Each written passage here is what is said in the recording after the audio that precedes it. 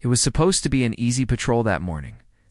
The crew of the ship Vigilant Rose floated quietly through the dark stretch of space, watching the stars drift by like cold little lanterns.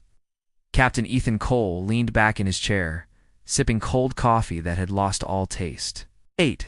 It had been 3 long weeks since anything exciting had happened.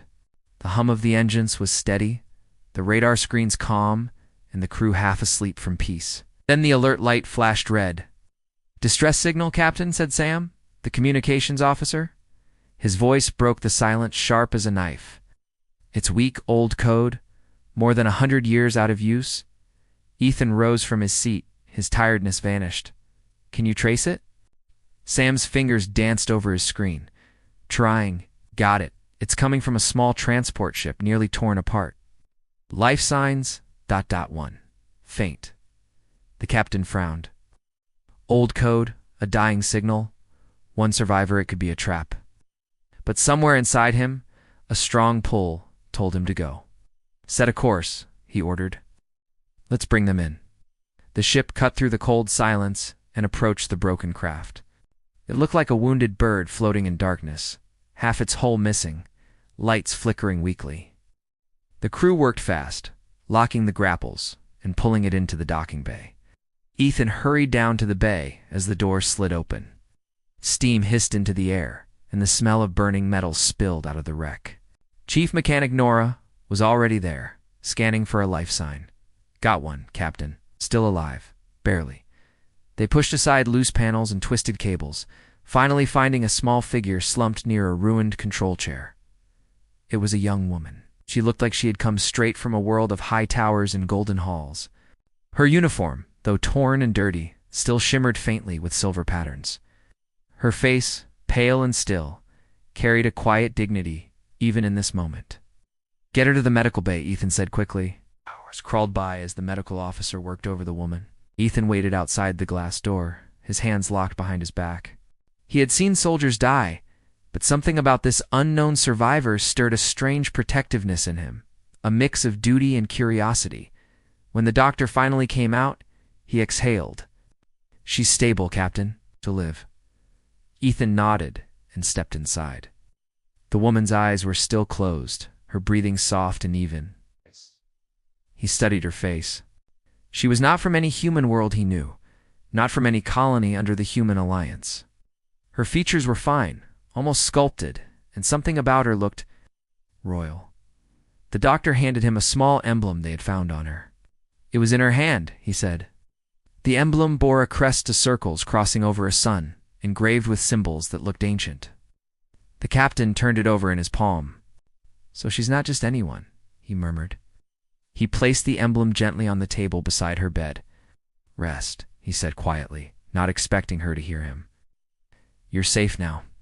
Later, as the ship moved toward the nearest friendly port, the crew began to whisper stories. Some said she was a diplomat who had been attacked by pirates. Others swore she was the daughter of a lost royal house. Ethan stayed silent. He only knew that she needed protection, and he had given his word, even if no one had asked for it. 2 days later, she woke up. Ethan was sitting in the corner, reading through reports, when he heard a soft voice. "Where am I?" He looked up quickly. Her eyes were open now, bright and wide with confusion. "You're on the Vigilant Rose," he said.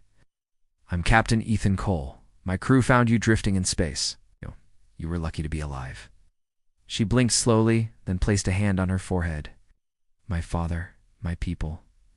Ethan leaned forward. "You're safe here. We'll figure out who attacked you once you've rested." She studied him for a moment, her gaze steady and unreadable. "You shouldn't have stopped," she whispered. "It was dangerous." Ethan gave a small smile. "Maybe," he said.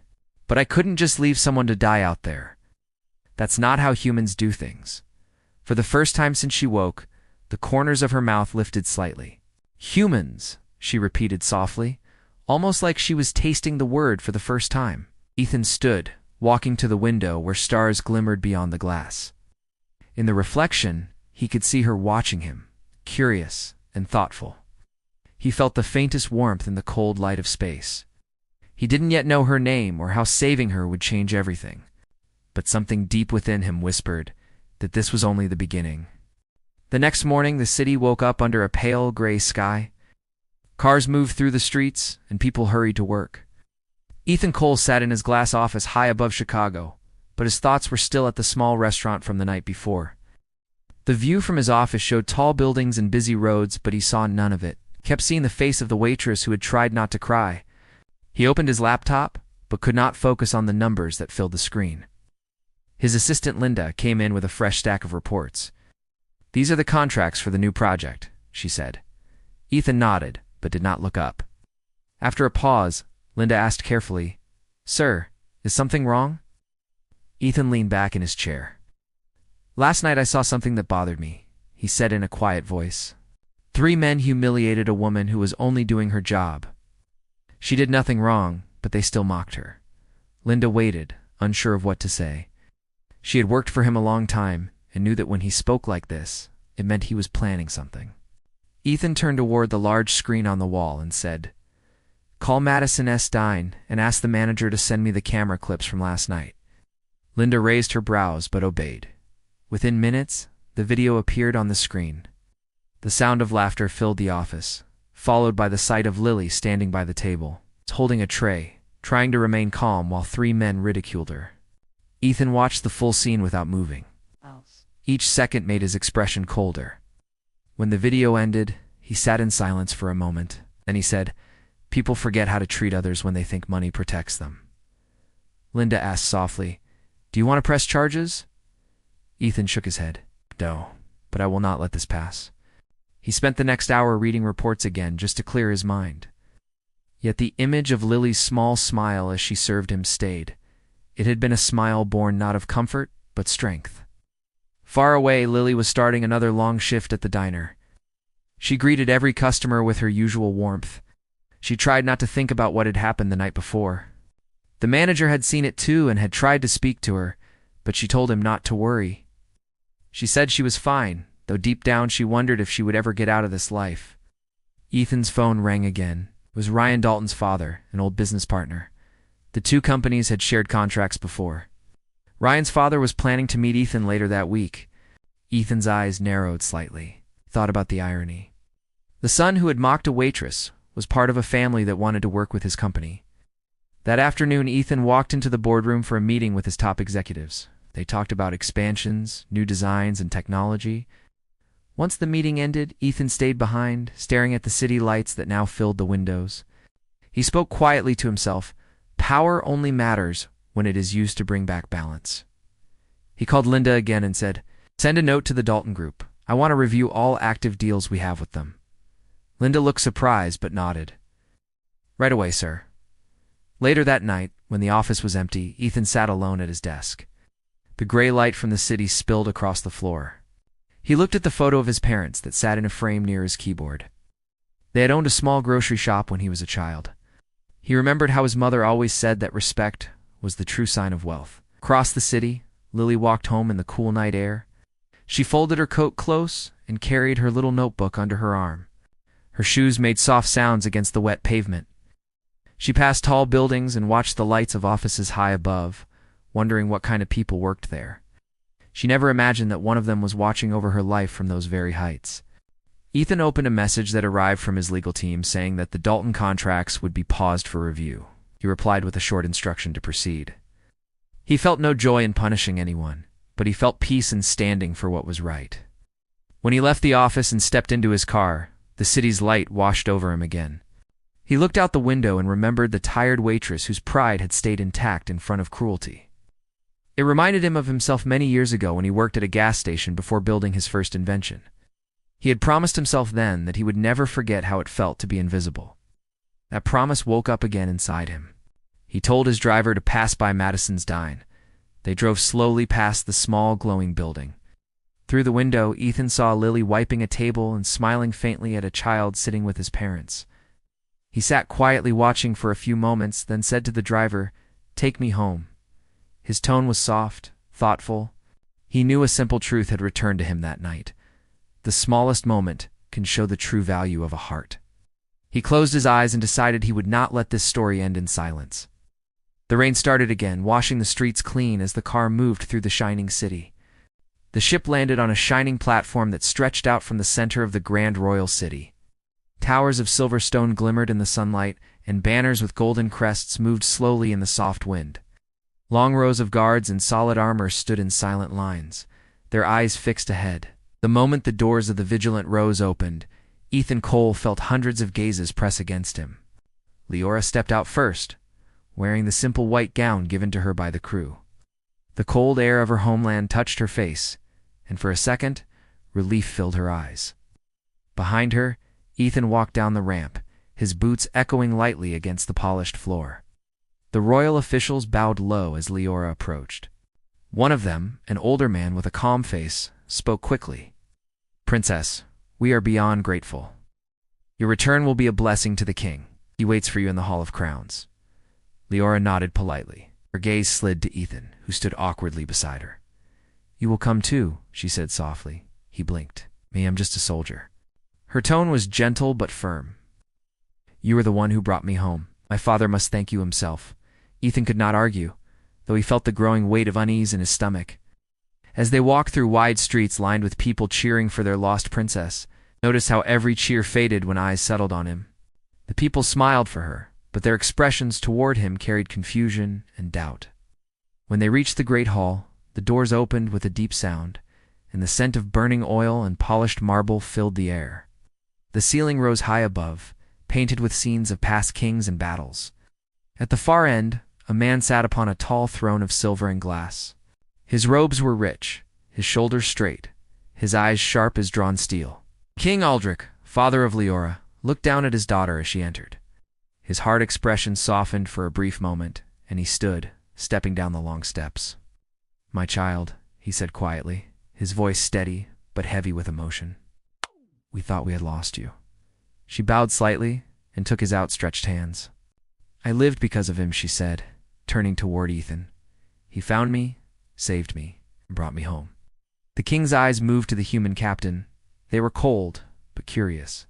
He studied Ethan from head to toe and said in a deep voice, "So you are the man who risked his life among the stars for my daughter's sake."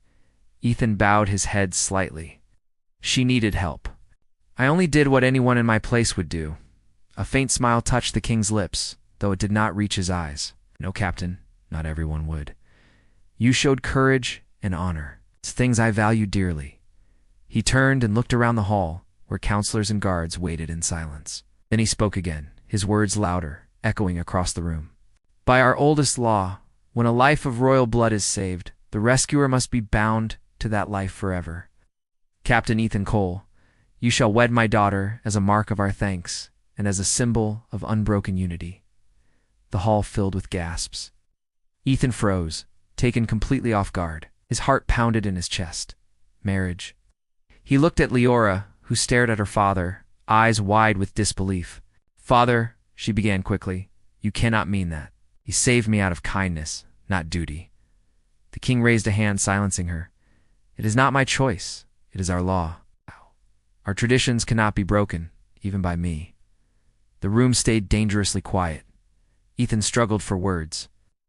"Your Majesty," he said slowly, "I am honored, but I am just a soldier. I can't imagine being worthy of your daughter." The king's expression remained unreadable. "That is for her to decide, Captain." He turned back to Leora. "You owe him your life, and you trust him enough to save you, then you will trust him enough to stand beside you forever. That is how our ancestors built peace." Leora shook her head slightly, her voice trembling. "But father, love cannot be forced." The king looked down at her with a gentle sadness, though his words still carried the cold weight of command. "Sometimes duty comes before love. I will not have this debated." He left the hall with his council, leaving silence behind. Leora stood frozen, her thoughts rushing like a storm. Ethan took a step closer and said quietly, "I didn't mean for this to happen." She looked at him, her cheeks pale. "I know," she whispered. "You have done nothing wrong. It is the law he speaks of. It was made long before I was born." Ethan sighed deeply, trying to make sense of what had just happened. "I came here to bring you home, not to marry into a royal family." Her lips curved into a small, sad smile. "Neither of us expected this." Guards cleared their throats softly, waiting by the door to escort them away. Leora turned back one last time toward the throne, where the echo of her father's decision still hung in the air. While as they were led out into the fading light of evening, Ethan looked up at the sky. The golden glow over the city seemed unreal. He had faced storms and danger, but nothing compared to the strange path now set before him. Inside him, one truth unfolded quietly. He had saved a life. But now, that single choice had decided his own fate. Ethan stood on the balcony of the guest quarters looking down at the shining city below. The sun had begun to set, spreading soft gold over the tall roofs and wide streets. The air smelled faintly of flowers and smoke from the palace torches. He had thought the long journey through space would be the hardest part of his duty, but he had been wrong. Standing here, unsure of his future, he felt more lost than ever. Behind him, soft footsteps came closer. Leora stepped out of the doorway, her long gown moving in the wind. Her face looked calm, but her eyes showed the same worry he felt. For a while they stayed quiet, each waiting for the other to speak. Finally, Ethan broke the silence. "I do not understand how your father can decide something like this. I didn't save you for a reward." Leora turned her gaze to the city lights below. "He believes in old ways. In his mind, it is not a reward but a duty. To him, everything is tied to honor and tradition." Ethan sighed. "Tradition can be heavy when it is forced on the wrong people." She gave a small, sad smile. "Yes, and sometimes those people have no choice but to carry it." The sound of music drifted in faintly from the lower gardens. People were celebrating the return of their princess. Leora's name echoed in the streets, sung by voices full of joy and relief. But both she and Ethan knew that joy would soon turn into talk, questions, and judgment. Leora leaned against the stone rail and looked up at the first stars appearing in the sky. "You could leave," she said suddenly. "You could take your ship and go back. My father might be angry, but he would not chase you." Ethan shook his head. "Running away has never been my way. Besides, it wouldn't feel right. I said I would see this through, whatever it turns into." She looked at him quietly. "You are too kind, Captain, or too stubborn," he said with a short laugh. Maybe both. The sound of her laughter joined his softly in the open air. For a moment, the walls around them felt less heavy. The next morning, the palace was awake before dawn. Messengers hurried down marble halls, and tailors carried rolls of fine cloth. Servants prepared feasts and flowers. The king had ordered the wedding to be arranged within a week. It was not a choice anymore, but a command. Ethan was given fine clothes to wear, though he hated the tight collar and polished shoes. He was taught the customs of the court, the way to bow, the order of speech, even the right steps to take when standing beside the future queen.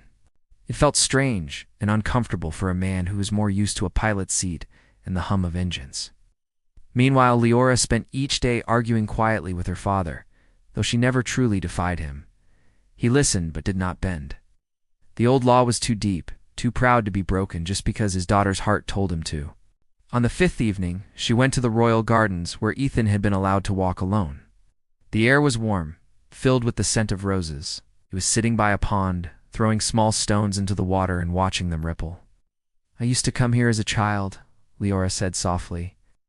"I thought the ripples would reach the stars if I threw hard enough." Ethan smiled faintly. "Maybe they still do, if you believe it." She sat beside him, letting her hand touch the cool grass. "My father is not cruel," she said. "He just lives by rules written long before either of us was born. He truly believes this will bring peace between our people and yours." Ethan looked at her carefully. "Do you?" Stayed quiet for a long time. Finally, she said, "I don't know. I only know that peace born from force is never steady." He nodded slowly. "Then we'll find another way to make this work. Maybe not the way he planned." Her eyes met his. "You would stay even after all this?" "Of course," he said simply. "I promised I wouldn't leave you alone." The look on her face changed at those words. Something in her eyes softened, something that wasn't duty or gratitude, but a quiet warmth that caught her by surprise.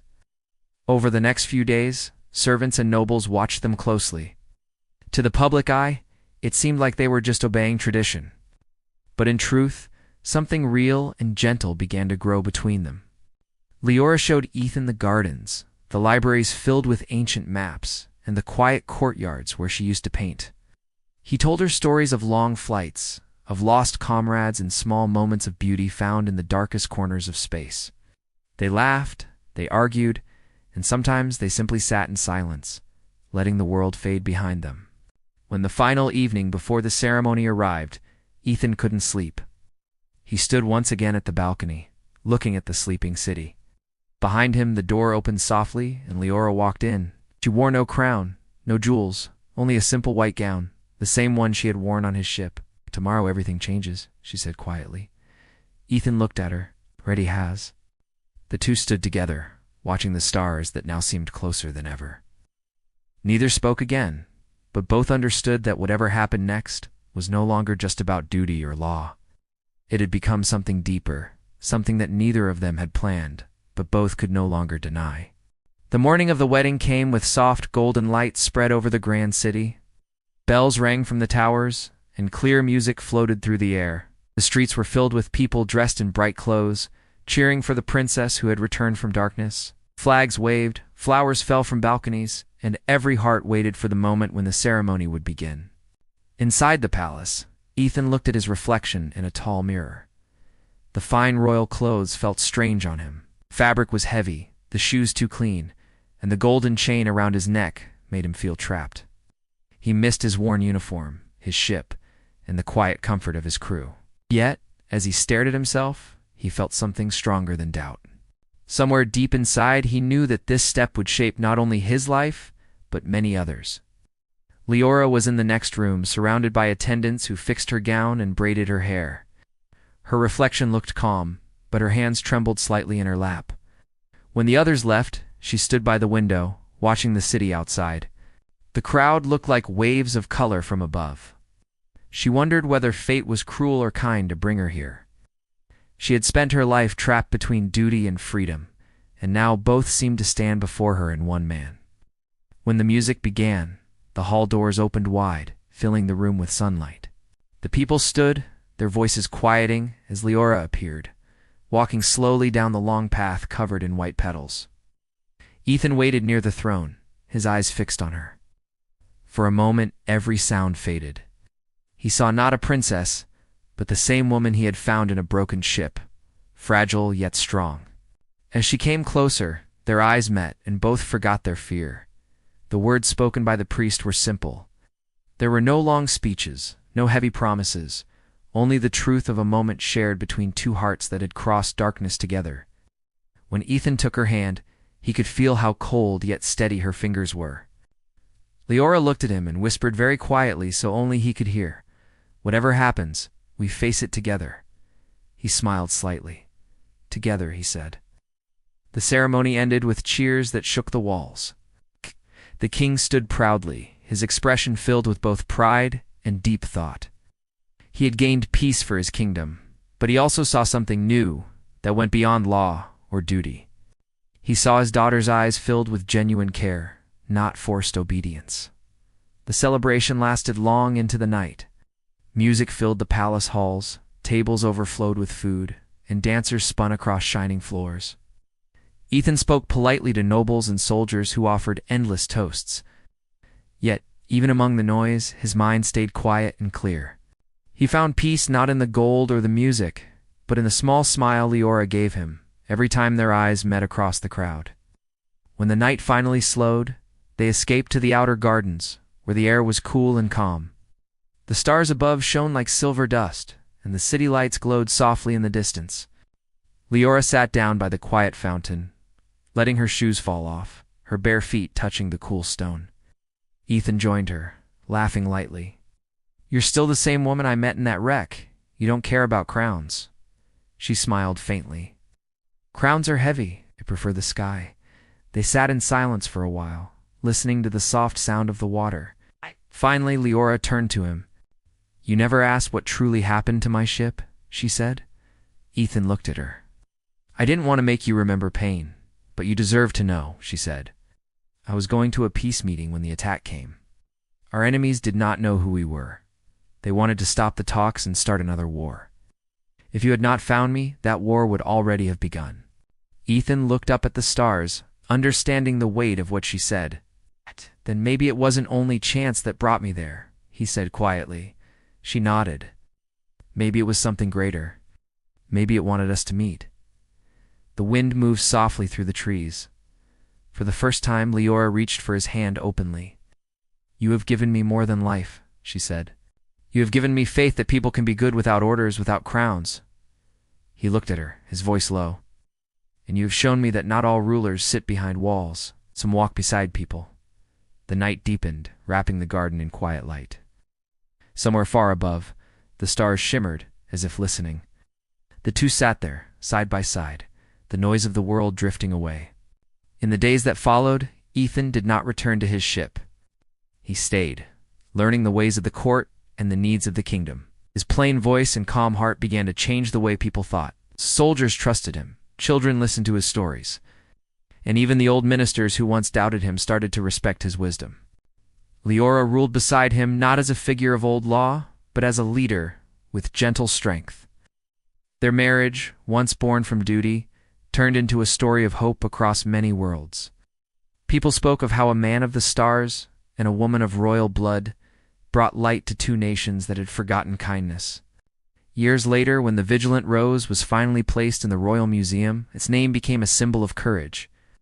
And though the galaxy held countless stories, none were told with more warmth than the one of the captain and the princess, who learned that even among endless stars, love remains the brightest light.